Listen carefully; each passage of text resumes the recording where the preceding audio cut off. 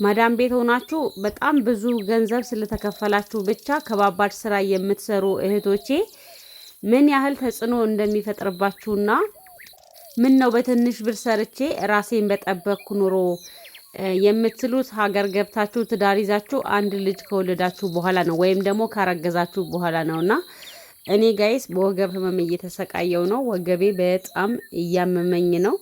ያ ማለት እንግዲህ የአረብ ቤት ውጤት ነው፣ የማዳም ቤት ውጤት ነው ማለት ነው።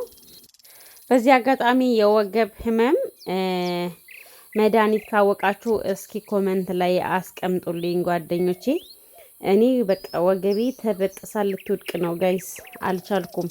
የወገብ ህመም እንዲያማል ብዬ አንድም ቀን አስቤ አላቅም ነበር፣ ግን በጣም ነው የሚያመው። በጣም መንቀሳቀስ ሁላ አትችሉምና ማዳም ቤት የምትኖሩ እህቶቼ የእውነት ራሳችሁን ጠብቁ። ያው ስራ አትስሩ እያልኳችሁ አይደለም፣ ግን በምግብ ዙሪያም ቢሆን ራሳችሁን ጠብቁ። በጣም ብዙ ስራ እየሰራችሁ ግን ዳቦና ሻይ በልታችሁ የምትውሉ እህቶቼ አላችሁ። እኔ ይሄ በፍጹም አልመክርም። ራሳችሁን ብትጠብቁ ባይነኝ። አንዳንዴ በትንሽ ብርም ይሁን ቤት አማርጣችሁ ግቡ። አሁን ላይ የገንዘቡ ብዛት አትዩት፣ በኋላ ብቻ በሚሊዮን ብር መመለስ የማትችሉት ህመም ነው ሸምታችሁ ወደ ሀገር የምትገቡትና እኔ ታውቃላችሁ በጣም ስራ ይበዛብኝ ነበረ። ያው አገርም ቤት ከገባው በኋላ እንግዲህ አላረፍኩኝም፣ ስራ እየሰራው ነበረ።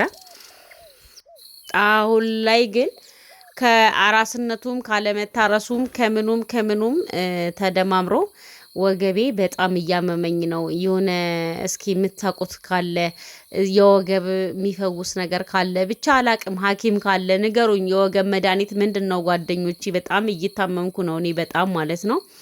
እውነት መንቀሳቀስ አልቻልኩም። አሁን ደግሞ ጨራሽ የምታገዘኝ ልጅ ለበዓል ሄዳ ቀርታለች። በቃ ልሞት ነው አልኳችሁ፣ ልሞት ነው። ወንድ ልጅ የሚሰራው ስራ እናንተ ገንዘብ ስለከፈሏችሁ ብቻ ስሩ ቢሏችሁ አልሰራም በሉ። እሺ አልሰራም በሉ። አረቦች የሚወዷችሁ በነገራችን ላይ ጤነኛ ስትሆኑ ነው።